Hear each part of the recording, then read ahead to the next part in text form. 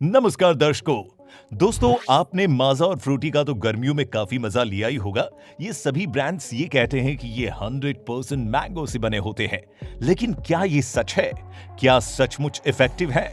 इन drinks को बनाते हुए सिर्फ मैंगोज का ही यूज होता है, और अगर ये बनते भी हैं तो कैसे? अगर इन जूसेस को सचमुच आमों से ही बनाया जाता है तो हर बोतल पर क्यों लिखा होता है कि इसमें आर्टिफिशियल फ्लेवर ऐड किए गए हैं? आखिर क्या प्रोसेस है जो पेड़ों पर लगे आम को इन फ्रीज में पड़े बोतल में बदल देता है? आज जानेंगे हम ये सब, तो बने रहिएगा हमारे साथ वीडियो के अंत तक। वीडियो शुरू करने से पहले चैनल को सब्सक्राइब करना और बेल आइकन दबाना मत भूलिएगा। तो पहले बात करते हैं मैंगोज की कि इन फैक्ट्रीज तक ये आते कैसे हैं। जैसे कि आपने देखा होगा कि आम के पेड़ बहुत बड़े होते हैं, इसीलिए इन पर से इन आमों को निकालना अभी एक बड़ा चैलेंज है। इसीलिए इसमें हम हार्वेस्टिंग एड्स की मदद लेते हैं। नीचे के आमों को तो हाथ से भी तोड़ लिया जाता है, लेकिन इससे ऊपर के आमों के लिए एक पिकिंग स्टिक का इस्तेमाल होता है, जिसके आगे मैकेनिकल जॉस लगे होते हैं जो स्टेम को काट देते हैं और आम नीचे गिर जाता है। इससे भी ऊंचे आमों के लिए एक हाइड्रोलिक लैडर का इस्तेमाल किया जा सकता है, जो एक क्रेन से अटैच्ड होती है। आम को तोड़ने के बाद सीधा एक ट्रैम्पोलिन में फेंक दिया जाता है, जिसके बाद नीचे गिरे आम में से स्टेम या इसकी डंडियों को रिमूव किया जाता है।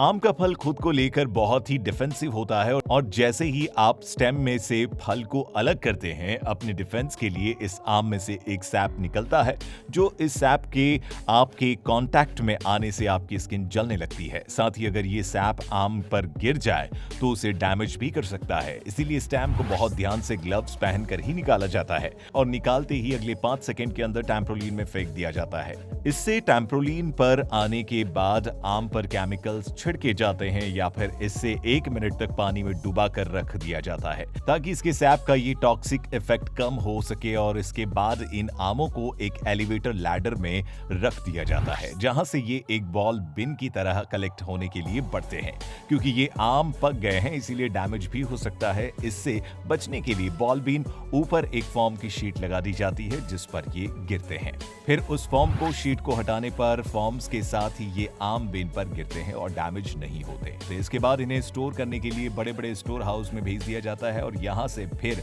ये फाइनली जूस बनाने के लिए भेज दिए जाते हैं। ट्रक भरकर आम जब फैक्ट्री में आते हैं तो इन्हें अनलोड करने के बाद एक वॉशिंग प्रोसेस से गुजारा जाता है, जिसमें पानी में बहते बहते ये आम फैक्ट्री के अंदर आते हैं। और इसके बाद 1 सेकंड वॉश प्रोसेस भी होता है, जिसमें पानी के साथ साथ रोलर्स का भी सहारा लिया जाता है, ताकि आम हर तरफ से अच्छे से क्लीन हो सके। इसके बाद इन आमों को एक प्री हीटिंग और सॉफ्टनिंग प्रोसेस के लिए गर्म पानी में 3 से 5 मिनट तक रखा जाता है। ऐसा करने से आमों पर मौजूद पॉलीफेनॉल ऑक्सीडेज को रिमूव किया जा सकता है। साथ ही इससे आम का कलर और उसका फ्लेवर भी काफी हद तक इंप्रूव हो जाता है। इन आमों के साफ होने के बाद कन्वेयर बेल्ट पर चलते हुए ये आम रोलर्स पर गिरते हैं, और जिसके आसपास फैक्ट्री के कर्मचारी मौजूद होते हैं। सबसे पहले ये कर्मचारी इन आमों का विजुअल इंस्पेक्शन करते हुए डैमेसीज को चेक करते हैं। अगर कोई भी आम अच्छी क्वालिटी का नहीं है या डैमेज हो गया है तो इसे लाइन से बाहर कर दिया जाता है, और बाकी आमों को उसी लाइन पर छोड़ देते हैं। फिर कर्मचारी इन बचे हुए आमों की टिप्स या ऊपरी भाग को काट देते हैं। यहाँ से ये आम कन्वेयर पर ही आगे बढ़ते हुए एक डेस्टोनिंग मशीन तक पहुंच जाते हैं। ये डेस्टोनिंग मशीन बिना किसी वेस्टेज के बहुत ही एफिशिएंट तरीके से आमों की गुठलियां और उसके छिलके को रिमूव कर देती है। इसके बाद ये एक पल्पिंग और एक्सट्रैक्टर मशीन के अंदर चले जाते हैं। इस मशीन में ये आम से जूस में बदल जाते हैं, और अब इसमें 2 तरह के जूसों की कैटेगरी बन जाती है, विद और विदाउट पल्प। इन दोनों की तरह से जूसेस को निकालने के लिए अलग अलग तरह के फिल्टर लगाए जाते हैं। इस जूस को निकालने के बाद अब बारी है इसे एक जूस डिग्रासर में भेजने की, जहां पर इस जूस में से अभी इस एयर पार्टिकल्स को रिमूव किया जाता है, ताकि जूस में ट्रैप्ड ऑक्सीजन इसे ऑक्सीडेटेड करके खराब ना कर दे। डिग्रासिंग मशीन में ये जूस 90 से 95 डिग्री सेल्सियस के तापमान पर 10 से 15 मिनट तक रहता है। अब इस मैंगो जूस के साथ एक परेशानी ये भी है कि इसकी डेंसिटी बराबर नहीं है। साथ ही इसमें कुछ छोटे और बड़े पार्टिकल्स हैं जो आपके जूस का टेक्सचर खराब कर सकते हैं। इस समस्या से निपटने के लिए एक होमोजेनाइजर मशीन में डाला जाता है, जहां पर 20 से 25 मेगापास्कल के प्रेशर पर इसे 2 से 3 बार होमोजेनाइज किया जाएगा। इस प्रोसेस के बाद बड़े से बड़े बेस पार्टिकल्स भी 1 से 5 माइक्रोमीटर के साइज के हो जाते हैं। होमोजेनीज से मैंगो जूस को इसके बाद स्टरलाइजेशन प्रोसेस के लिए आगे भेजा जाता है। स्टरलाइजेशन प्रोसेस वो प्रोसेस है जिसमें किसी भी जूस में मौजूद हार्मफुल बैक्टीरिया को मारा जाता है। इस जूस को स्टरलाइजेशन मशीन में डालकर 62 से 65 डिग्री सेल्सियस के बीच कई साइकिल में हीट किया जाता है और फिर जल्दी से इसे ठंडा भी कर लिया जाता है।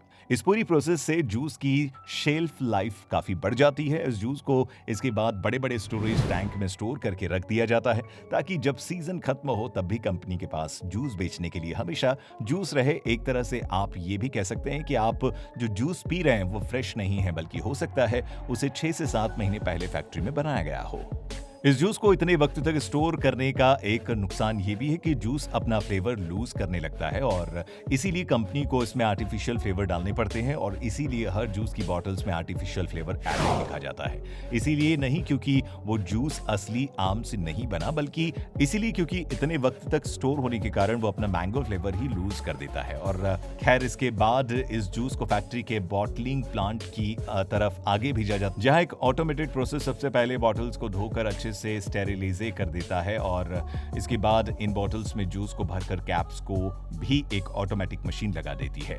आखिर में इन बॉटल्स पर लेबलिंग कर दी जाती है और ये जूस आपके फ्रिज तक आने के लिए अब पूरी तरह से तैयार है। तो दोस्तों, देखा आपने कि कितनी मेहनत से एक आम फ्रूट जूस बनाया जाता है और कितने स्टेप्स के बाद ये आप तक पहुंचता है।